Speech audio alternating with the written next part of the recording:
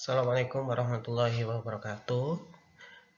Pada pertemuan kali ini kita akan membahas terkait teori-teori klasik yang terdapat pada perdagangan internasional.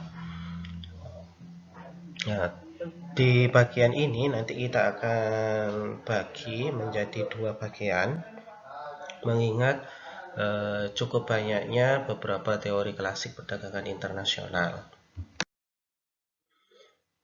Yang pertama kita akan bahas teori klasik perdagangan internasional terkait pandangan dari sisi merkantilisme mengenai apa itu perdagangan internasional. Di era merkantilisme itu dijelaskan bahwa agar suatu negara itu bisa menjadi kaya dan berkuasa, maka salah satu indikatornya adalah negara tersebut harus mampu mengekspor lebih daripada jumlah impor. Nah, ini ketika kita lihat dari sisi perdagangan internasional. Jadi dikatakan negara itu kaya dan berkuasa jika ekspornya jauh lebih besar daripada impor yang dilakukan. Nah, beberapa surplus ekspor itu biasanya dibiayai melalui logam mulia atau emas dan perak. Sehingga ketika negara tersebut itu ekspornya lebih besar daripada jumlah impor, maka secara otomatis emas dan perak yang dimiliki di negara tersebut atau logam mulia yang dimiliki di negara tersebut akan jauh lebih banyak jumlahnya. Indikatornya akan mengatakan bahwa semakin banyak emas dan perak, maka negara tersebut akan semakin kaya. Jadi indikator negara kaya itu akan diukur dengan kepemilikan emas dan perak. Akan tetapi lama-kelamaan ternyata yang dikatakan surplus ekspor atau surplus cadangan logam mulia itu tidak berlaku secara terus-menerus dalam perdagangan internasional. Ketika era merkantilisme ini diterapkan, maka ada beberapa hal yang menjadi permasalahan. Permasalahan utamanya adalah setiap negara akan berebut bagaimana caranya memiliki cadangan emas yang cukup banyak. Artinya ketika negara tersebut ingin dianggap menjadi negara yang kaya dan berkuasa, maka negara tersebut harus punya emas dan perak. Bagaimana caranya? Ada berbagai macam cara di zaman merkantilisme. Setidaknya ada dua.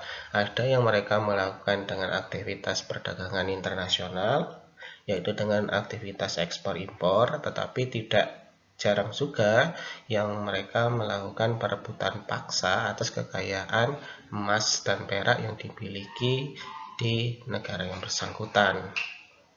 Sehingga dapat dikatakan era merkantilisme ini dikatakan era yang kurang begitu bagus karena ada sedikit pengorbanan negara lain untuk meningkatkan kekayaan negara lain.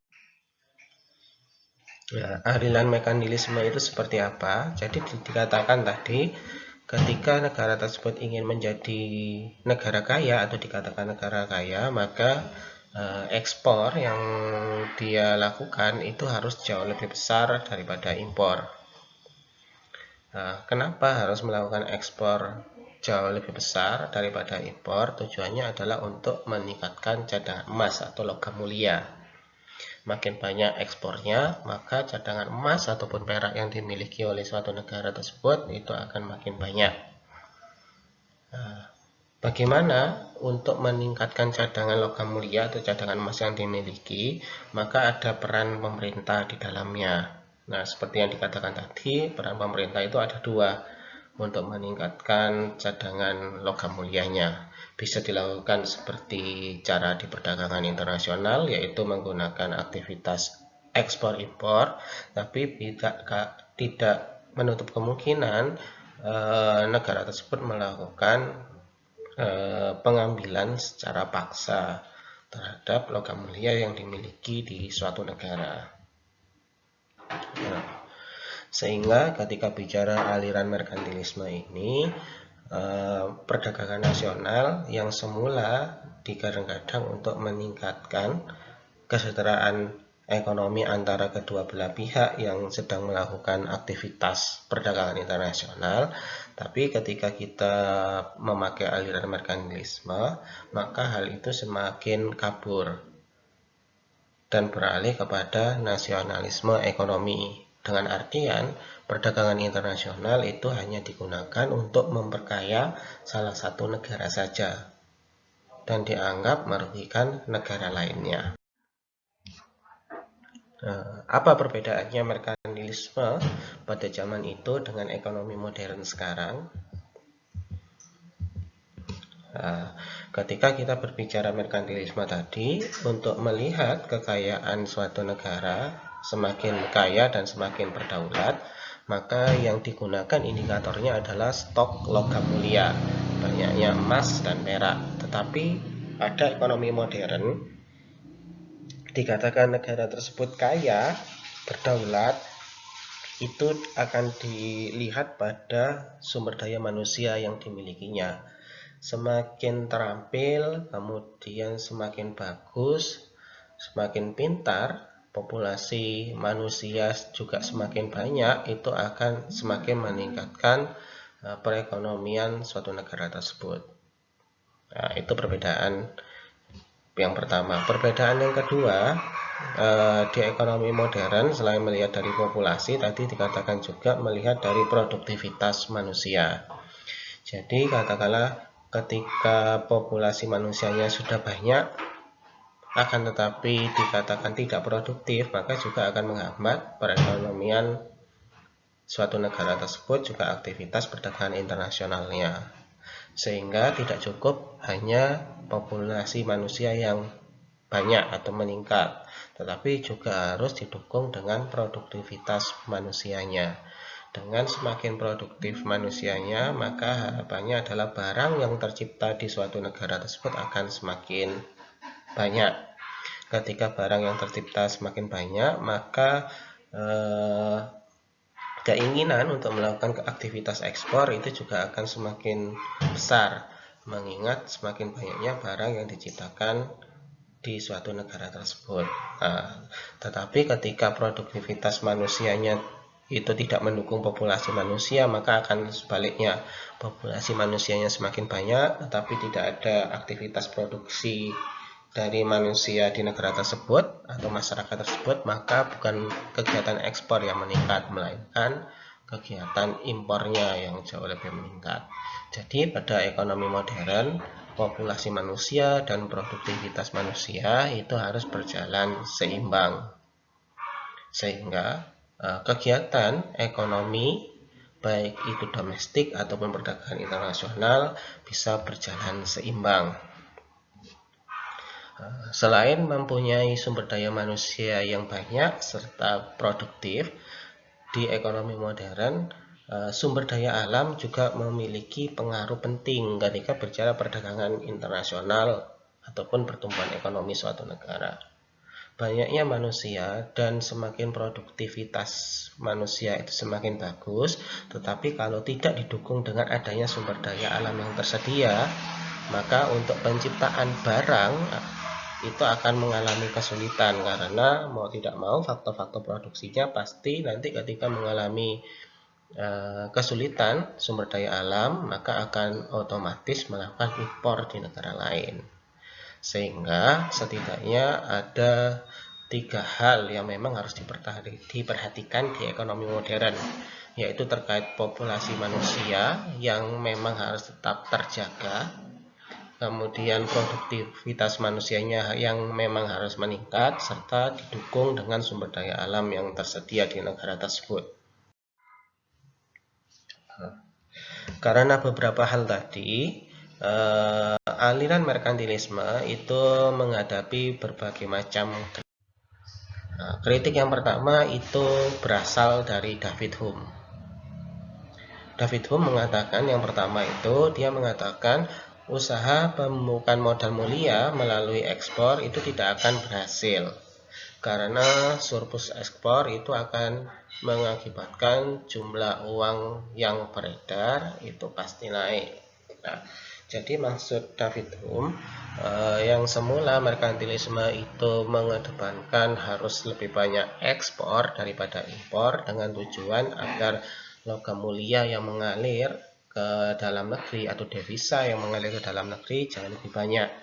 Akan tetapi, David Hume mengatakan semakin negara tersebut memupuk logam mulia, artinya menghimpun banyak emas ataupun perak, maka negara tersebut akan punya suatu gejala yang mengindikasikan nantinya jumlah uang beredar itu pasti akan naik. Nah, permasalahannya adalah ketika jumlah uang yang beredar itu makin lama makin naik, tidak terkendali akibat semakin banyaknya emas dan perak yang ada atau yang dipupuk di suatu negara tersebut, maka akan mengakibatkan inflasi.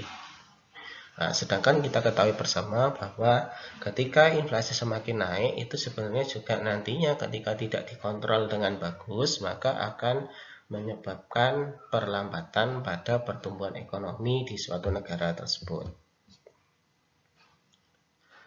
Nah, ini dengan memumpukan logam mulia terhadap perorangan itu akan mengakibatkan perkembangan perekonomian terhambat.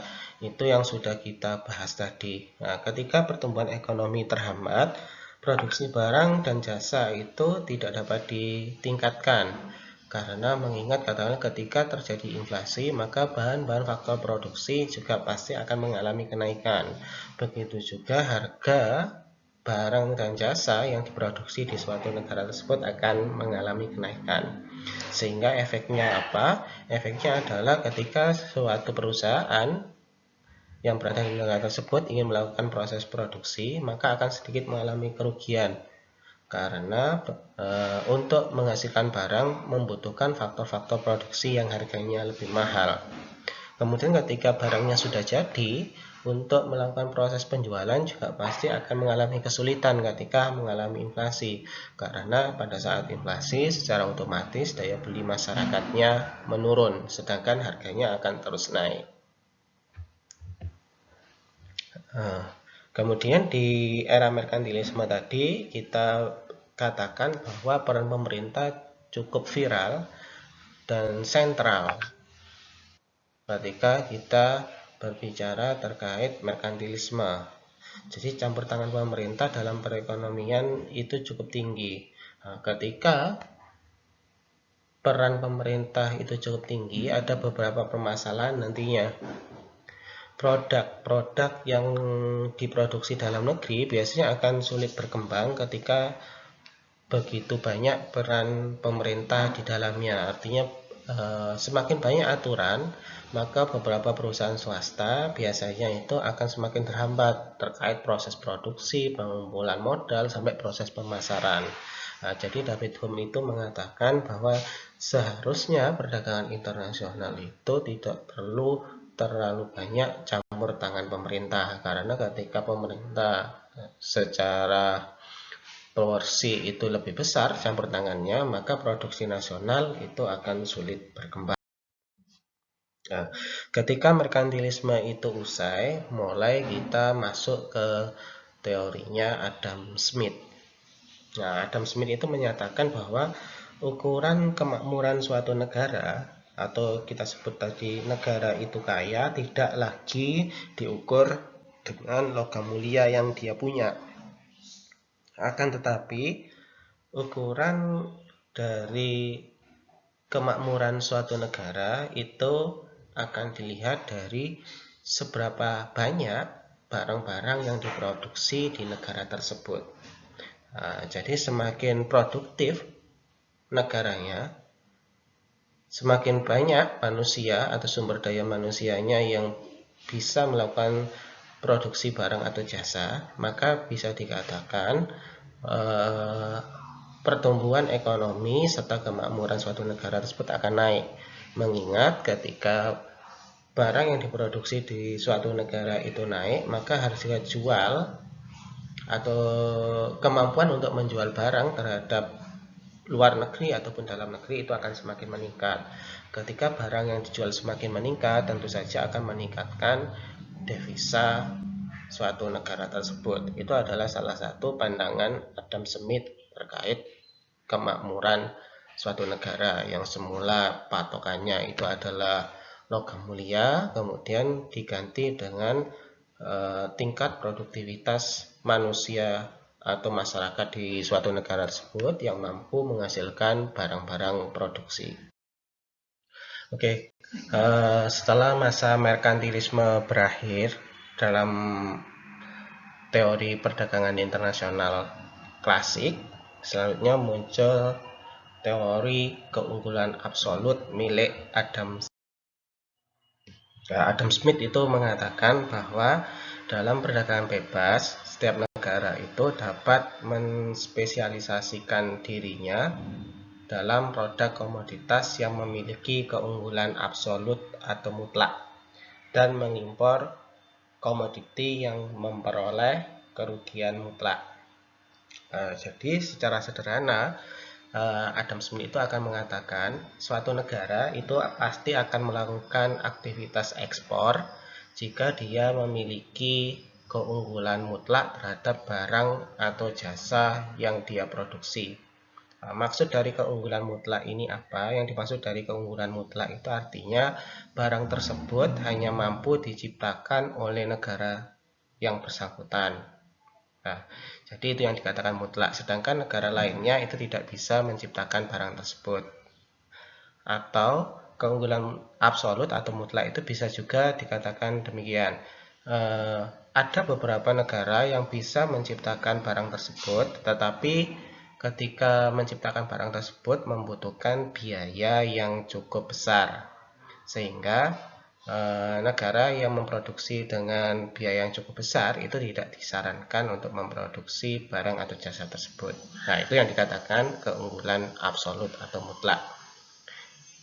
Kemudian yang dikatakan kerugian mutlak pada perdagangan internasional menurut teorinya Adam Smith, yang dikatakan kerugian mutlak itu artinya negara itu harusnya mengimpor barang yang memang negara tersebut tidak bisa memproduksinya, maka negara tersebut dianjurkan memang melakukan kegiatan impor.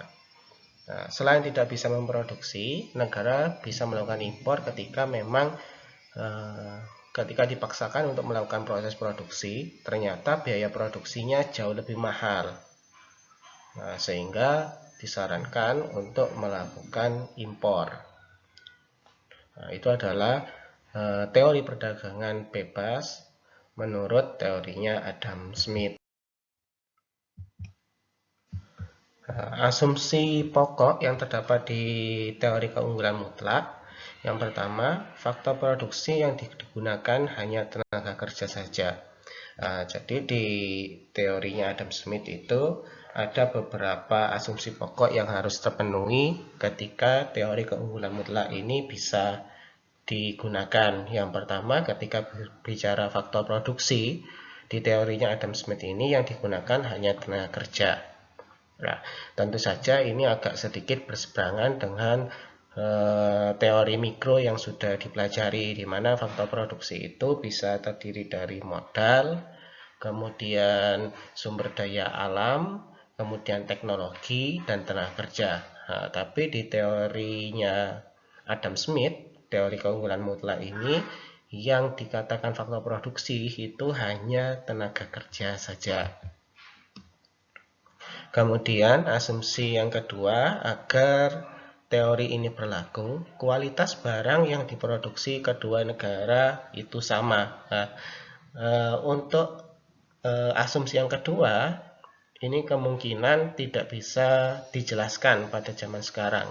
Karena ketika berbicara produksi barang antara kedua negara, walaupun faktor-faktor produksinya yang digunakan sama, biasanya kualitas barang yang dihasilkan itu berbeda. Tetapi di teori keunggulan mutlak ini dikatakan masing-masing negara ketika memproduksi barang itu dikatakan kualitas produksinya itu sama. Kemudian asumsi yang ketiga, pertukaran itu boleh dilakukan, artinya jual beli itu boleh dilakukan secara barter atau tanpa uang. Nah, pada zaman modern seperti sekarang, teori ini tidak akan bisa berlaku mengingat aktivitas ekspor impor atau jual beli barang baik di domestik ataupun di luar negeri jarang sekali yang melakukan secara barter atau tanpa uang. Kemudian teori Adam Smith mengatakan biaya transportasi itu harusnya adalah nol. Artinya dalam perdagangan internasional itu tidak ada yang namanya biaya transportasi. Pada kenyataannya di zaman yang sekarang itu aktivitas perdagangan internasional selalu ada yang namanya tarif atau biaya transportasi antar negara.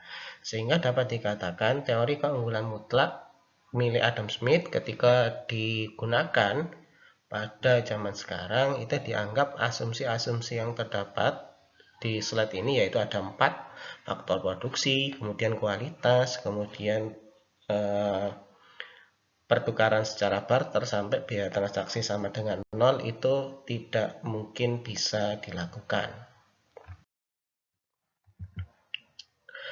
Kemudian ada yang namanya absolute advantage, laissez-faire, sama Laper theory of value. Nah, di Adam Smith itu ada namanya absolute advantage, itu artinya jika suatu negara itu dianggap lebih efisien dan memiliki keunggulan absolut daripada negara lain dalam memproduksi satu barang komoditi. Jadi yang dikatakan absolute advantage itu berarti diharapkan satu negara itu bisa memproduksi satu barang di mana negara lain tidak bisa memproduksi. Nah, sehingga muncul yang namanya absolute advantage. Kemudian ada laissez-faire, itu adalah kebijakan untuk menyarankan sedikit mungkin intervensi pemerintah terhadap perekonomian. Jadi dalam teorinya Adam Smith itu mengatakan bagaimana caranya agar pemerintah tidak serta-merta ikut dalam aktivitas perdagangan internasional. Jadi di Adam Smith itu menginginkan sedikit sekali campur tangan pemerintah dalam perdagangan internasional. Kemudian ada Laper theory of value, itu mengatakan bahwa semakin banyak tenaga kerja yang digunakan untuk menghasilkan barang, maka nilai barang tersebut akan semakin tinggi. Nah, jadi dapat dikatakan di sini ketika menggunakan teorinya Adam Smith, semakin banyak pekerjaan digunakan dalam menciptakan atau menghasilkan barang yang akan diperjualbelikan, maka nilai barang atau harga barang tersebut akan semakin tinggi karena tenaga kerja yang digunakan itu semakin banyak. Berikut akan dijelaskan terkait bagaimana ilustrasi keunggulan absolut dalam perdagangan internasional. Di sini dikasih dua contoh, yaitu Indonesia dan India sedang melakukan perdagangan internasional. Kemudian ada dua macam barang yang diperdagangkan, yaitu teh sama sutra.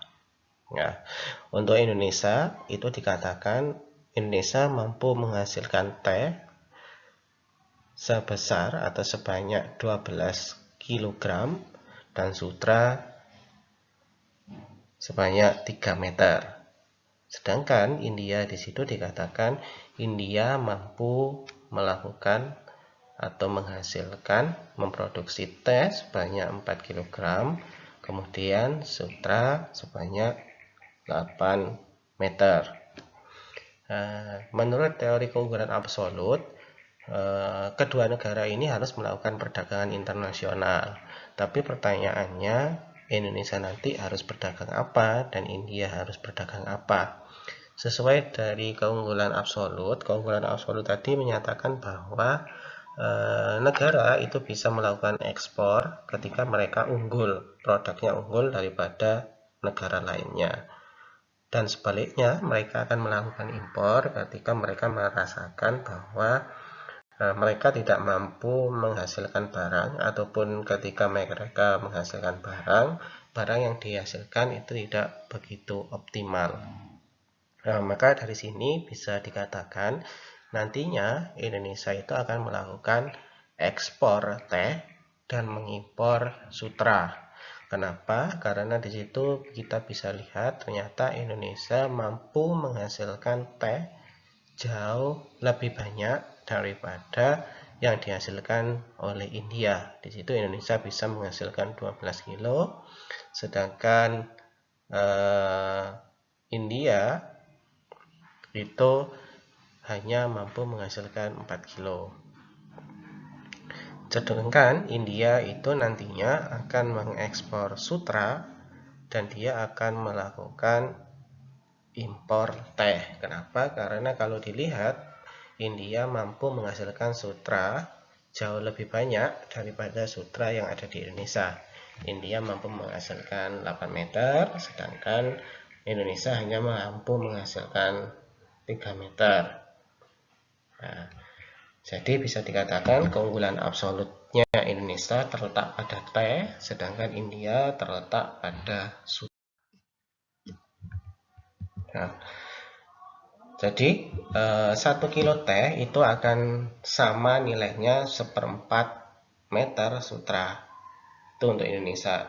1 meter sutra itu akan dinilai sama dengan 4 kilogram teh. Sedangkan di India 1 kilogram teh dinilai sama dengan 2 meter. Sedangkan 1 meter sutra itu akan dinilai sama dengan setengah kilogram teh. Nah, artinya harga 1 kg teh di Indonesia itu jauh lebih murah, hanya 1/4 kg sutra, jika dibandingkan dengan India, di mana lebih mahal, yaitu 2 meter sutra. Sebaliknya, 1 meter sutra di India itu jauh lebih murah, hanya setengah kilogram teh, jika dibandingkan dengan Indonesia lebih mahal daripada 4 kilogram teh. Nah, jadi produksinya ketika sama-sama melakukan produksi, ternyata di Indonesia untuk memproduksi teh itu akan jauh lebih murah, sedangkan di India untuk memproduksi sutra itu akan jauh lebih murah, sehingga Indonesia memutuskan untuk ekspor teh, sedangkan India memutuskan untuk ekspor sutra. Nah, sedangkan ketika kita menyimpulkan terkait dasar tukar dalam negeri antara Indonesia dan India, maka dapat dikatakan bahwa Indonesia itu punya keunggulan absolut dalam memproduksi teh. Sehingga Indonesia akan melakukan spesialisasi khusus untuk produksi teh dan memutuskan untuk mengekspor teh ke India. Sebaliknya, Indonesia punya kelemahan terkait impor, terkait barang atau produksi sutra, sehingga mau tidak mau Indonesia harus melakukan impor sutra dari India. Nah, sedangkan India itu bisa kita lihat tadi punya keunggulan absolut produksi sutra, karena tadi dikatakan bisa menghasilkan sutra jauh lebih banyak daripada Indonesia, sehingga dapat dikatakan India itu punya spesialisasi produksi di sutra, maka dia akan melakukan ekspor sutra ke Indonesia. Nah, sebaliknya India itu akan mengimpor teh dari Indonesia, karena ketika India mencoba untuk menghasilkan atau memproduksi teh, ternyata produksi tehnya jumlahnya masih jauh kalah daripada produksi yang terjadi di Indonesia terkait teh. Kemudian dari perdagangan internasional itu ada yang namanya manfaat gain from trade. Apa itu?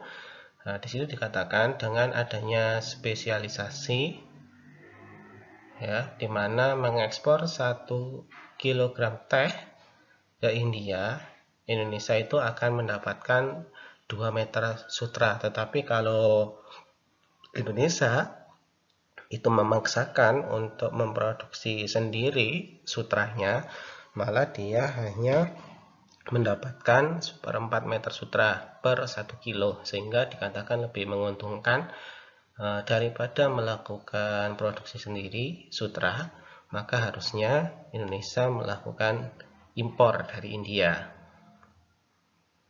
Nah, sebaliknya ketika kita bicara spesialisasi dengan mengekspor 1 meter sutra ke Indonesia, India itu akan mendapatkan 4 kg teh. Sedangkan ketika India itu bersikeras untuk memproduksinya sendiri terkait dengan teh, maka dia hanya mendapatkan setengah kilo teh. Nah, sehingga lebih baik melakukan impor dari Indonesia. Itu yang dikatakan gain of trade. Jadi gain of trade-nya Indonesia ketika kita bicara sutra, ketika Indonesia memutuskan untuk impor, dia mendapatkan 2 meter, tapi kalau memutuskan untuk produksi sendiri hanya 1/4 meter, sehingga keuntungan yang didapat ketika melakukan impor itu 1/3/4 meter sutra. Nah, sedangkan gain of trade ketika kita berbicara India itu ketika dia melakukan impor, dia dapat menghasilkan atau dapat memperoleh 4 kg teh, sedangkan ketika dia memutuskan untuk produksi sendiri, dia hanya mendapatkan setengah kilogram teh, sehingga gain of trade-nya adalah 3,5 kg teh. Nah, dari manfaat gain of trade ini kita dapat simpulkan bahwa tidak selamanya mengimpor barang itu menyebabkan kerugian.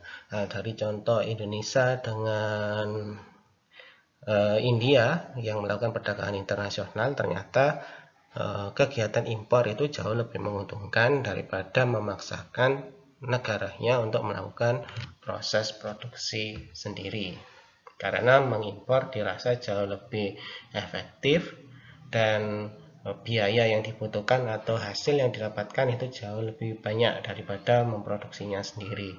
Nah, itu adalah yang kita sebut dengan manfaat gain from. Ya, tetapi kelemahan teori Adam Smith ini juga ada, sehingga nantinya teori Adam Smith ini lama-kelamaan akan ditinggalkan. Apa saja kelemahan teori Adam Smith? Nah, perdagangan internasional akan terjadi dan menguntungkan ketika kedua negara, bila masing-masing negara memiliki keunggulan absolut yang berbeda. Kelemahan pertama itu Adam Smith mengatakan perdagangan internasional itu terjadi jika masing-masing negara punya keunggulan absolut yang berbeda. Pada zaman sekarang, setiap negara punya produk yang berbeda dan negara lain tidak bisa memproduksinya, itu sangat sulit ditemui, sehingga kemungkinan aktivitas yang dilakukan menurut teori Adam Smith ini akan sulit terjadi ketika kita pakai patokan pada masa sekarang. Ya, jadi dengan demikian, bila hanya satu negara yang memiliki keunggulan absolut untuk kedua jenis produksi, katakan teh sutra, maka tidak akan terjadi perdagangan internasional yang menguntungkan. Jadi katakanlah tadi, contoh di awal tadi antara Indonesia dan India, katakanlah Indonesia itu punya keunggulan di teh dan di sutra, maka secara otomatis Indonesia tidak akan melakukan perdagangan dengan India. Begitu juga nanti sebaliknya, ketika India punya keuntungan di teh dan sutra, maka dia tidak akan melakukan perdagangan internasional dengan Indonesia. Nah, hal-hal yang demikian itu tidak bisa diterapkan pada zaman perekonomian internasional modern. Demikian pembahasan terkait dua teori klasik, yaitu milik merkantilisme dengan Adam Smith. Di pertemuan selanjutnya kita akan membahas beberapa teori lanjutan, yaitu teori yang terkait teori klasik perdagangan internasional. Terima kasih. Wassalamualaikum warahmatullahi wabarakatuh.